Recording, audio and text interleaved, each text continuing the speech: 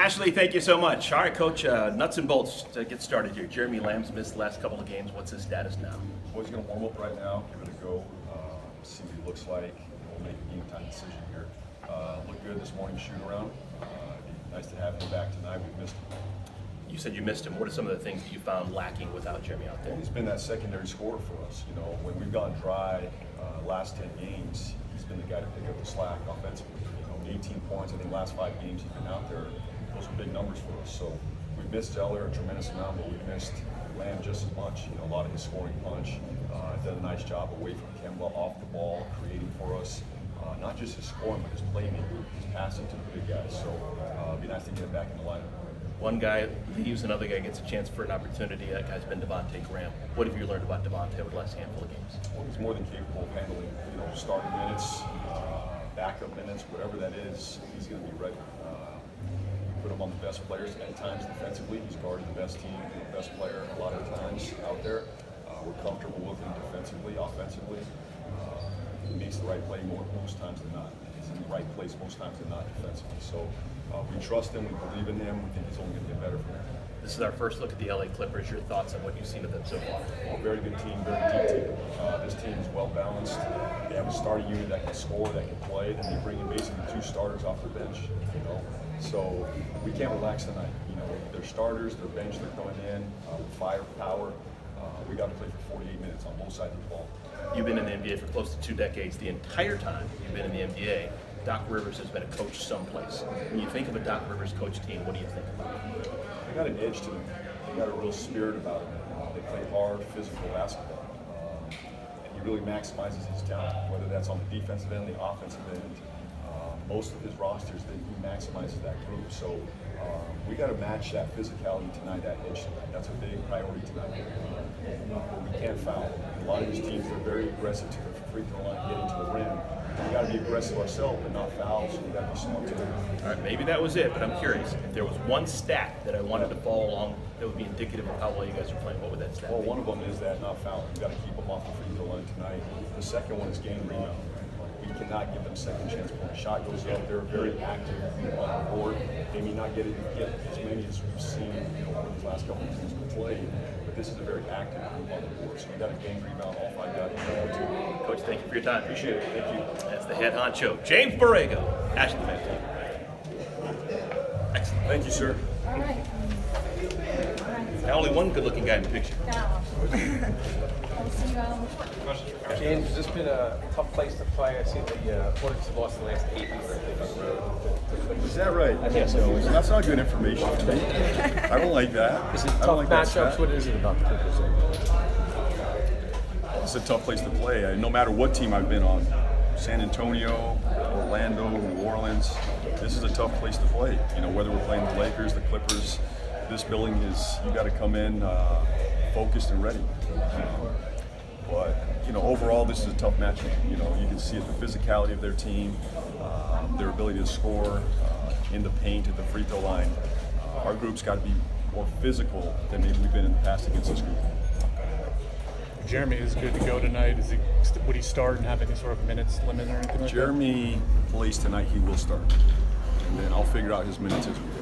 What concerns you most about this Clippers squad? Well, I think I mentioned it earlier, it's just the physicality tonight. I think that the number one thing, they got to feel us. If we come out here and let them just run their offense, get to the rim, get to the board, get to the free throw line, that's going to be in their favor. It's going to be a long night for us. So we got to bring an edge of physicality tonight. That's the number one priority. Keeping them off the free throw line. If they're getting to the line, scoring easy points at the free throw line, that's going to be tough because then that's going to allow their defense to get set. The way we got to score tonight is in transition. You know, if they got their defense set, they're a pretty good defense. But if we can get out, get some open looks in transition, that's going to help us. But to do that, you got to get stops. Are there areas where you'd like to see Malik grow to the second half of the season? Specific areas that you want to see improve or focus on? We've been focusing a lot on the defensive end right now. And I think he's grown in that area. The last 2 weeks, he's been solid. He understands his assignment. He's given us great effort on that end. He just got to be more consistent on the defensive end, and we're seeing that growth. I think the last 2 weeks he's proven he's more than capable of handling those defensive assignments. So the defensive end is the number one priority right now. offensively just making good decisions. You know, he's an explosive scorer. You know, he's someone like, we don't have anything else like him on our roster that can go score in bunches like he can from all over the floor. Kemba does it for us as well, but Malik has the ability to come in and go, you know, 4 for 4, 5 for 5 right out the gate. So we need that from him. We like that about him, and he's becoming a better playmaker as well. He's looking for his teammates. We got to see him grow in that area as well. Has being around Tony had an effect on him in any ways that you can see? Or, I think so. I think that second unit, and they play a lot together. I think Tony's like, you know, big brother out there getting him settled down. You know, a lot of times Malik feels like our wild stallion out there, and you know, Tony's out there trying to keep him calm down, and he's done a great job of settling him down, making sure he understands what he needs to look for out there on the court. So I think they've been a good match so far. When Jeremy was out, what did you guys miss most about him? What you said? Well, you know, the secondary scoring. Obviously, most teams every night are going to focus on Kemba Walker. Clippers are going to do the same thing tonight. You know, they're going to put 2 bodies around him. But you know, when that happens, we got to have a secondary scorer, someone to put pressure on the basket. And Lamb's done that for us. Even when we've taken Kemba out of games, Lamb's been the guy that has sustained us offensively. So that's the biggest thing, and just his playmaking as well. You know, he's looking for other guys, creating offense for us. So it'd be nice to get him back tonight. He's also made some big shots for you guys as well. How much did you miss that? His ability to come out there and change things offensively? Well, he looks more and more comfortable in the fourth quarter. You know, so between Tony, Kemba, and Lamb, we've been much more comfortable in fourth quarter situations, which has been a struggle for this team. Now Lamb's coming back. He's a threat. He's very comfortable in that moment, in that stretch. So we're going to need him, especially in fourth quarters. You had Harris in Orlando for a few years. What has he done the last couple of years to kind of put him on the edge of being an all-star candidate right now? He's just a special kid. You know, I had him at a time when I'm not sure a lot of people believed in him. And I'd say there was a lot of questions on Tobias when we had him. Could he make it? Was he athletic enough? What was his position? Is he a 3? Is he a 4? And to Tobias's credit, he just worked. And I believed he would make it someday and thrive in this league because of his work ethic. And Oladipo was a very similar player. Both guys extremely great workers. So he's just worked himself into this. I think a lot of people didn't see him shooting the ball like this someday. And he just worked. He's just a great example for all young people, not just in you know, the NBA and college and high school. If you put the work in, you can grow your game and change people's perception of you. And he's just become a complete player. He can get to the rim, he can score, he can shoot the 3. He's a more sound defensive player than he's ever been. So I'm proud of him. One of my favorite players in the NBA. Did Biz start again tonight at center?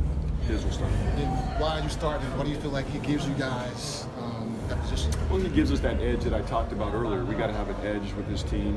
We got to, you know, he anchors our defense on the interior.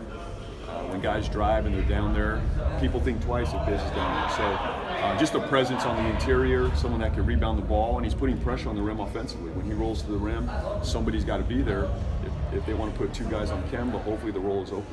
Coach, how would you characterize the team's philosophy? It's a good question. We'll be here for a while, but it's a big question. I think at our core, we want to be an unselfish group.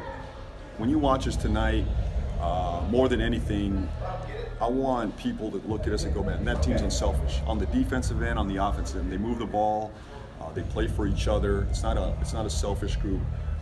They cover for each other defensively. I think in a general sense, that's what we're looking to build here. And I've been a part of a program that's done that. You know, it just takes time. Obviously, some of those principles I learned in San Antonio we're trying to bring here. You know, that we're tough, we're physical, we're disruptive, but we play together and we play for one another. Thank you, guys. Thank you. Thanks, Coach. Sellers still obviously several weeks away. Yes.